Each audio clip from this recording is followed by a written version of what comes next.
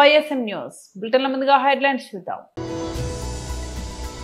BJP Telangana అధ్యక్షులు శ్రీ ఎన్ రామచంద్రరావు గారు మీడియాతో మాట్లాడుతున్నారు.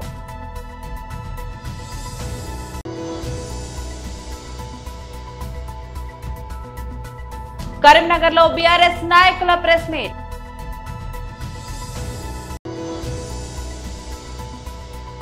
వైఎస్ఆర్సీపీ రాష్ట్ర అధికార ప్రతినిధి పుత్తా శివశంకర్ రెడ్డి ప్రెస్ మీట్.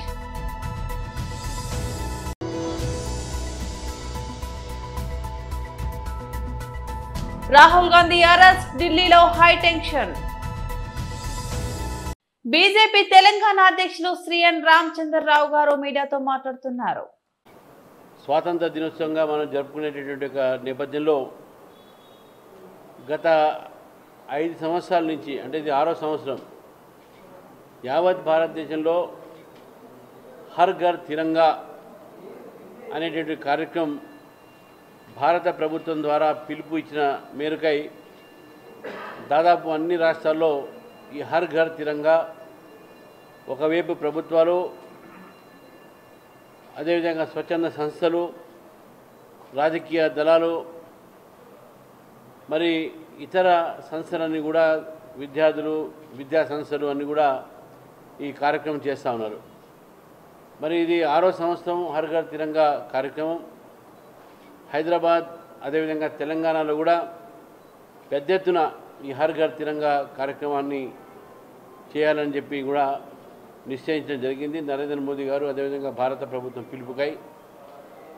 మరి పార్టీగా ఈ యొక్క కార్యక్రమంలో ఒక కమిటీ వేసి, ఆ కమిటీ చైర్మన్గా డాక్టర్ మనోహర్ రెడ్డి గారు, అదేవిధంగా రాణి రుద్రమ్మ గారు, మహేందర్ సేవల మహేందర్ యువమోర్చా అధ్యక్షులు, కొమరయ్య గారు ఎమ్మెల్సీ, అదేవిధంగా అందులో ఇంకో హరీష్ బాబు, పాల్వాయి హరీష్ బాబు ఎమ్మెల్యే, ఈ 5గురు వర్దిన సభ్యులు, వీరి నేతృత్వంలో రేపు జరగబోయేటటువంటి 15th ఆగస్టు ముందు, 15 ఆగస్టు ముందు అనేక కార్యక్రమాలు జరుగుతాయి.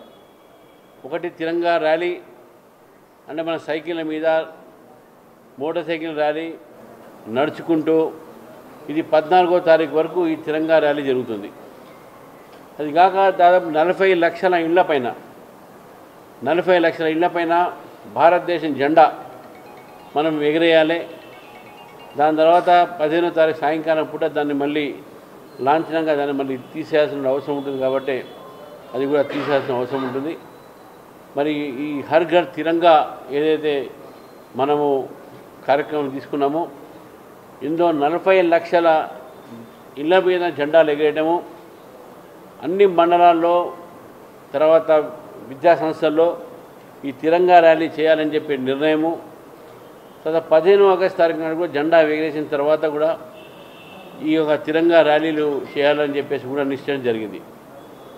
దానికి ఇక్కడి నుంచి హైదరాబాద్లో 14వ తారీఖు నాడు 10 గంటలకు ఇటు నెక్లెస్ రోడ్ మీద, అటు ఈట్ స్ట్రీట్ దాదాపు ఆ ప్రాంతం నుంచి సెక్రటరియట్ దగ్గర ఉన్నటువంటి ఒక అంబేద్కర్ స్టాచ్యూ వరకు దాదాపు ఒక 10,000-15,000 మంది విద్యార్థులతోని ఒక భారీ ర్యాలీ తీసేటటువంటి కార్యక్రమాన్ని భారతీయ జనతా పార్టీ నిశ్చయించింది. కరీంనగర్లో బీఆర్ఎస్ నాయకుల ప్రెస్ మీట్. ఫోన్లు బంద్ చేస్తే బెటర్ అమ్మా. ఈ నెల 14వ తేదీన బీసీ గర్జన కథన బేరికి కలిసి రావాల్సిందిగా కరీంనగర్ ఉమ్మడి జిల్లాలో ఉన్నటువంటి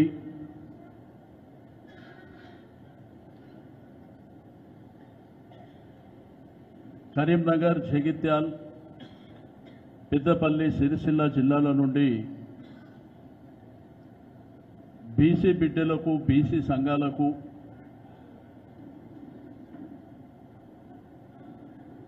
మా పార్టీ నాయకులకు,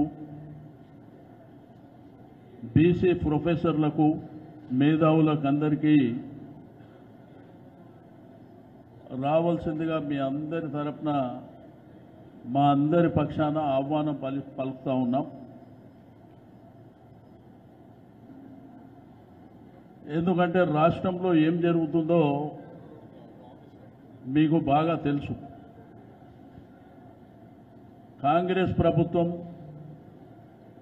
మోసపూరితమైనటువంటి హామీలు ఇచ్చి కామారెడ్డి డిక్లరేషన్ అని చెప్పి ఆ రోజు బీసీ సమాజాన్ని బీసీ బిడ్డల్ని మోసం చేసి మేము అధికారంలోకి వస్తే 42% రిజర్వేషన్ ఇస్తాం, రాజకీయ రిజర్వేషన్లు కానివ్వండి, విద్యా ఉద్యోగ రంగాల్లో కానివ్వండి, బీసీలకు పునరుద్ధరణకు కూడా పెద్ద ఎత్తున ప్రోత్సాహం ఇస్తాం, 1,00,000 కోట్ల బడ్జెట్ పెట్టి ప్రతి సంవత్సరానికి 20,000 కోట్లు ఇస్తామని మేనిఫెస్టోలో అలివిగానటువంటి హామీలన్నీ ఇచ్చి మా సమాజాన్ని నమ్మబలికి అధికారంలోకి వచ్చిన తర్వాత 20 మాసాలైంది. ఈ 20 మాసాలలో బడ్జెటు లేదు, మా బిడ్డల్ని ఆదుకున్నటువంటి సందర్భాలు లేవు. ప్రతి దాంట్లో మోసం చేయడమే కాకుండా ఆ రోజు హరీబరీగా అసెంబ్లీలో తీర్మానం చేశారు.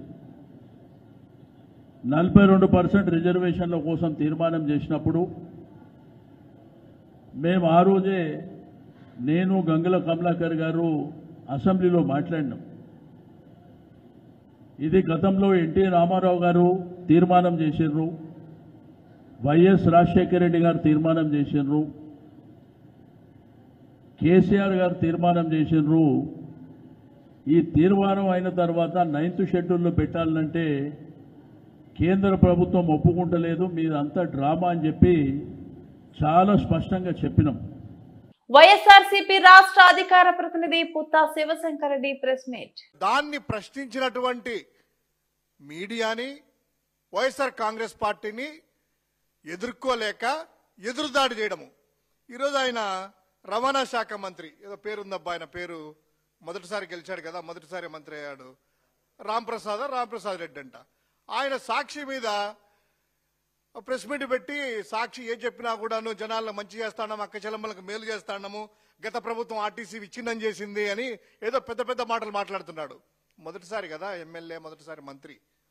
అయ్యా నువ్వు తెలుసుకోవాల్సింది ఒక్కసారి, స్వాతంత్రం వచ్చినప్పటి నుంచి, ఆర్టీసీ ఏర్పడినప్పటి నుంచి ఉమ్మడి రాష్ట్రంలో కావచ్చు, తర్వాత రాష్ట్రం విడిపోయిన తర్వాత 5 సంవత్సరాలు కావచ్చు, ఆర్టీసీ ఉద్యోగులు అభద్రతాభావంతో భయపడుతూ, తమకు ఎంప్లాయ్మెంట్ గ్యారంటీ లేక ఇబ్బందులు పడుతూ ప్రభుత్వంలో విలీనం చేసుకోండి అనేటువంటి ప్రతిపాదనలు, వాళ్ళ డిమాండ్ ఎప్పటి నుంచో వస్తాయో మీకు తెలియంది కాదు, అంటే మీకు తెలియదు అనుకుంటా మొదటిసారి మంత్రి.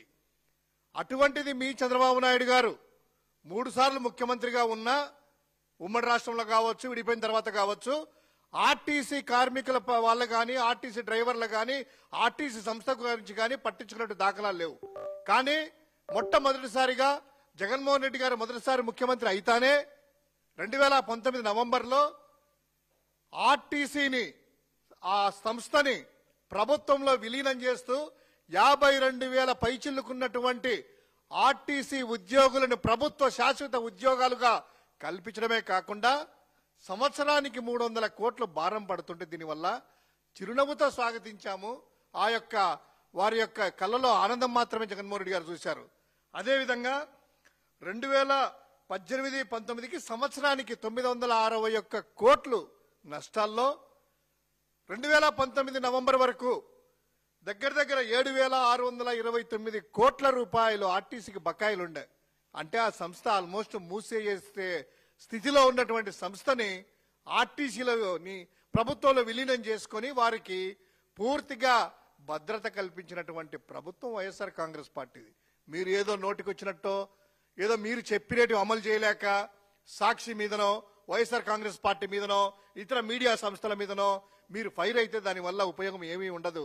మంత్రి గారు, ఒక్కసారి మీరు ఎన్నికల ముందు ఏమిచ్చారు, తర్వాత ఇప్పుడు ఏం చేస్తున్నారనేటువంటిది మీ యొక్క యాడ్సే. మీరు ప్రకటనలు ఇచ్చి 100,000 కోట్ల రూపాయలు ఇచ్చి ఖర్చు పెట్టి ఎన్నికల ముందు ప్రకటనలు చేయించి ఇంటి ఇంటికి వెళ్ళి మహిళలకి ఊరించి ఆశలు లేకెత్తిచ్చేసి పూర్తిగా మిమ్మల్ని రాష్ట్రం అంతా తిరిగే పూర్తిగా ఉచితంగా తిప్పుతాము, ఎక్కడి నుంచి ఎక్కడికైనా వెళ్ళొచ్చని మీరు ఊదర కొట్టారే, బాకా ఊదారే. ఆ యాడ్స్ ఒక్కసారి ప్లే చేద్దాం మీ నాయకుడి మాటలతోనే. అయ్యా మొదటిసారి అయినా మంత్రి గారు, మొదటిసారి ఎమ్మెల్యే గారు అనుకుంటా, ఒక్కసారి చూడయ్యా, మీకు తెలియదు కదా పాపం, ఒక్కసారి గమనించండి. పార్లమెంట్ భవనం నుంచి ఎన్నికల సంఘం కార్యాలయానికి ర్యాలీగా బయలుదేరిన కూటమి ఎంపీలను పోలీసులు అడ్డుకున్నారు. లోక్సభ ప్రతిపక్ష నేత Rahul Gandhi, Congress chief Mallikarjun Kharge, Samajwadi party chief Akhilesh Yadav సహా పలువురు కీలక నేతలను అరెస్ట్ చేశారు. ప్రత్యేక బస్సుల్లో వారిని పోలీస్ స్టేషన్ కు తరలించారు. ఈ అరెస్టుల నేపథ్యంలో ఢిల్లీలో హై టెన్షన్ నెలకొంది. లోక్సభ ఎన్నికల్లో అవకతవకలు జరిగాయని ఇండియా కూటమి నేతలు ఆరోపిస్తున్న విషయం తెలిసిందే. ఈ అవకతవకలపై చర్యలు తీసుకోవాలంటూ ఎన్నికల సంఘాన్ని డిమాండ్ చేశారు. ఎన్నికల సంఘంపై ఒత్తిడి పెంచేందుకు ఈ రోజు విపక్ష కూటమి ఎంపీలంతా ర్యాలీ చేపట్టారు. పార్లమెంట్ నుంచి ఎన్నికల సంఘం కార్యాలయానికి మార్చ్ నిర్వహించేందుకు తలపెట్టగా అనుమతి లేదంటూ పోలీసులు అడ్డుకున్నారు. సంసద్ మార్క్ బ్లాక్ చేశారు. భేటీకి 30 మందికి అనుమతిస్తామని ఎన్నికల సంఘం ప్రకటించగా అందరం కలిసే వెళతామని ఇండియా కూటమి ఎంపీలు పట్టుబట్టారు. పోలీసులు అడ్డుగా పెట్టిన బారికేడ్లు ఎక్కి అవతలకు దూకి రోడ్డుపై బైఠాయించారు. దీంతో ఇండియా కూటమి ఎంపీలను పోలీసులు అదుపులోకి తీసుకున్నారు.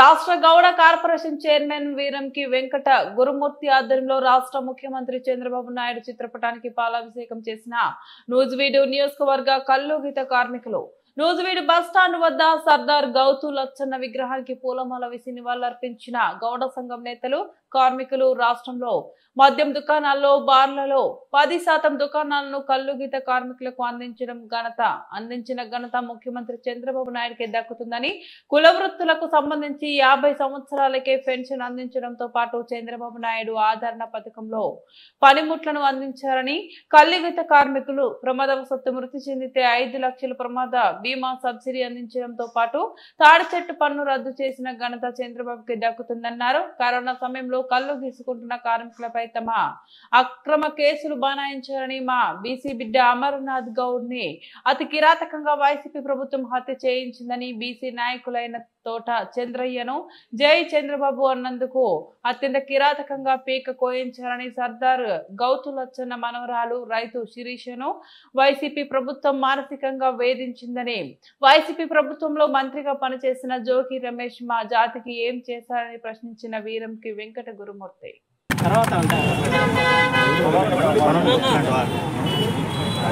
అడ్డం తప్పుకోండి, అడ్డం లేకుండా చేయండి. మనం అడ్డం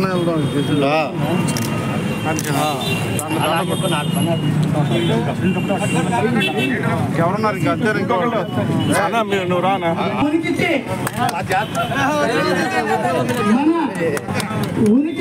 కుటుంబాలు మాయి. అందుకే ఈ రోజున వారిని శాలువాతో సత్కరించి పూలతో పాదాభిషేకం చేసి వారిని గౌరవించుకున్నాం. వీళ్ళ వల్లే ఈ రోజున మహానుభావుడు నారా చంద్రబాబు నాయుడు గారు మద్యం దుకాణాల్లో 10%,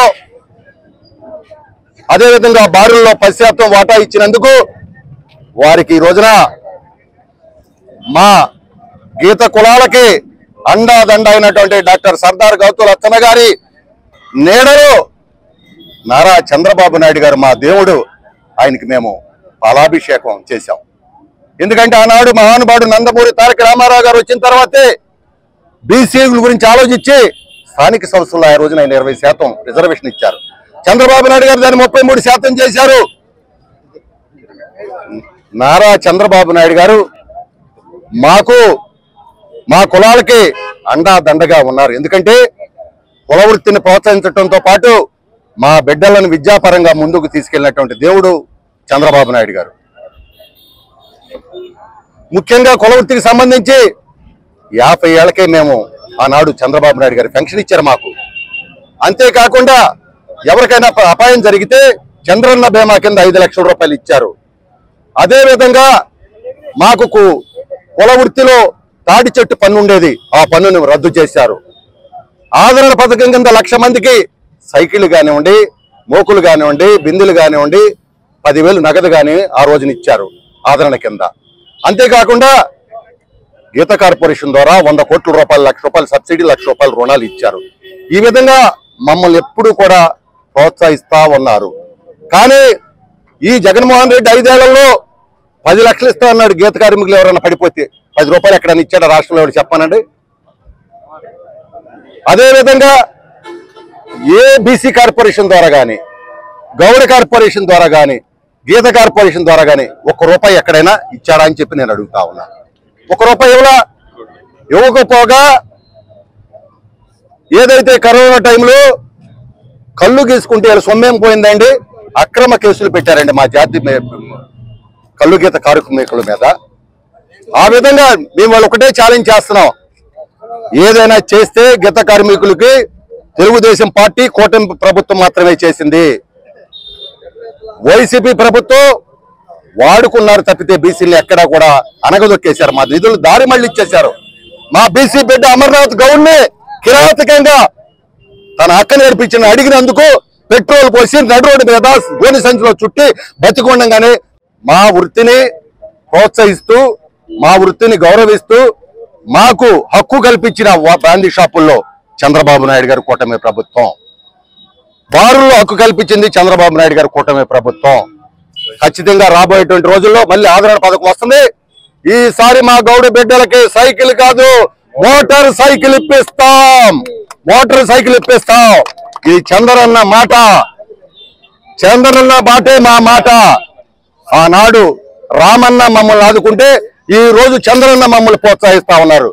తెలుగుదేశం పార్టీది గౌడ కులస్తులు, గీత కులస్తులది కుటుంబ అనుబంధం. ఇది ఎవరు విడదీయం లేని అనుబంధం. ఇది తరతరాలుగా పార్టీ పెట్టిన నాటి నుంచి గీత కులాలది, గౌడ శెట్టి బలి జీడిగా సీసీ నేత ఎవరైనా ఉంటారో ఇది వాళ్ళ అనుబంధం. కాబట్టి ఈ అనుబంధం ఎలాగా ఉంటుంది, ఈ బంధం ఇంకా బలపడిద్ది. ఇంకా గీత వృత్తితో పాటు వాళ్ళ నేత వృత్తికి కూడా ఉచితంగా కరెంట్ ఇచ్చారు. అదేవిధంగా నాయ బ్రాహ్మణ సోదరులకు ఇచ్చారు. అదేవిధంగా మరి అగ్నికుల క్షత్రియ సోదరులకు ఇచ్చారు. ఇంకా మిగిలినటువంటి బీసీ కులాలు ఏవైతుండయో అన్ని చేస్తాం. దీంతో పాటు ఆలకలాగా నవరాలు ఇస్తాం, మేము పథకాలు రద్దు చేస్తామని చెప్పలే. మేము పెన్షన్ పెంచేసాం 5 రోజుల్లో, వాళ్ళకి 5 సంవత్సరాలు పట్టింది. అదేవిధంగా తల్లికి వందనం ఎంతమంది ఉండి ఇచ్చాం వాళ్ళు ఒకరికే ఇచ్చారు. అదేవిధంగా 3 గ్యాస్ బండ్లు ఇచ్చాం మహిళకి. అదేవిధంగా అన్నదాత సుఖీభావ ఇచ్చాం. అదేవిధంగా రేపు బస్సులో మహిళలకి ఉచిత ప్రయాణం ఇవ్వబోతా ఉన్నాం. హైకోర్టు ఉత్తర్వులను అమలు చేయకుండా కోర్టు ధిక్కరణకు పాల్పడుతున్న ఏలేశ్వరం నగర పంచాయతీ కమిషనర్ సత్యనారాయణను తక్షణమే సస్పెండ్ చేయాలని CPI MLA Vinod Mishra party కార్యదర్శి కొసిరెడ్డి గణేశ్వరరావు ఆధ్వర్యంలో సుమారు 100 మందికి పైగా కాకినాడ కలెక్టరేట్ లో నిరసన చేపట్టి జాయింట్ కలెక్టర్ కు వినతి పత్రం అందజేశారు.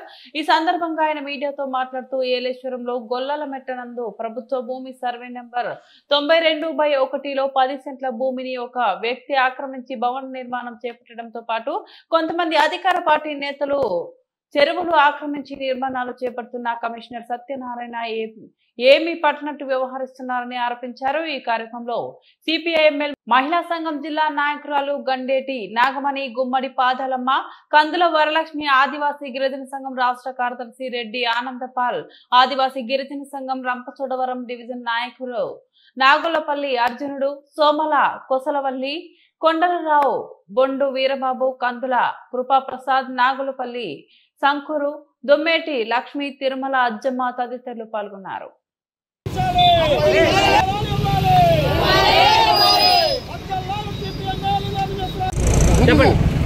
నా పేరు Kosireddy Ganeswararao, CPML party committee కార్యదర్శిని.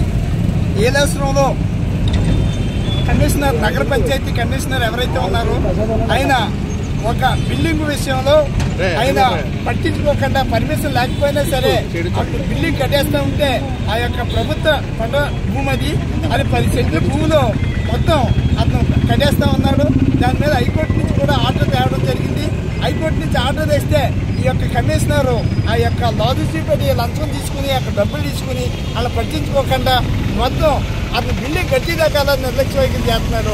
హైకోర్టుని ధిక్కరించి ఆయన హైకోర్టు ఆర్డర్ కూడా పక్కన పెట్టేశాడు. ఆయన తక్షణం సస్పెండ్ చేయాలని మేము ఈ కార్యక్రమం తీసుకోవడం జరిగింది.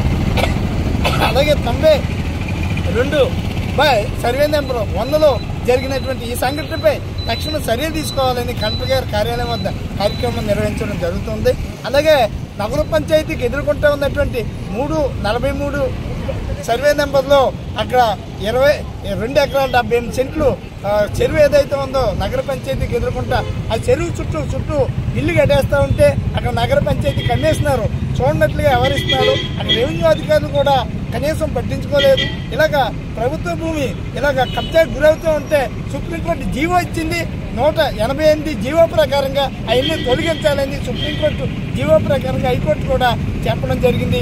కానీ ఇక్కడ అధికార పార్టీ నాయకులు ఎవరైతే ఉన్నారో, తెలుగుదేశం పార్టీ నాయకులు ఎవరైతే ఉన్నారో వాళ్ళ గెస్ట్ హౌస్ కట్టుకున్నారో చెరువు పక్కన, దాన్ని తక్షణం కూడా దాన్ని తొలగించాలని సిపిఎంఎల్ పార్టీ డిమాండ్ చేస్తా ఉంది. బులెటిన్ ముగించే ముందు మరోసారి హెడ్లైన్స్ చూద్దాం.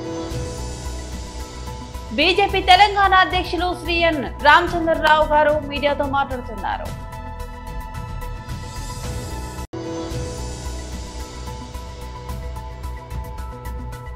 కరీంనగర్ లో బీఆర్ఎస్ నాయకుల press meet.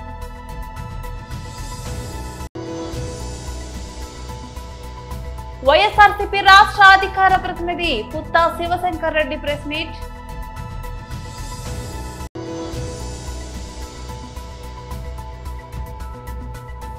Rahul Gandhi arrest, ఢిల్లీలో హై టెన్షన్. ఇవి బులెటిన్ అప్డేట్స్. మరో బులెటిన్ లో మళ్ళీ కలుద్దాం. అంతవరకు సెలవు.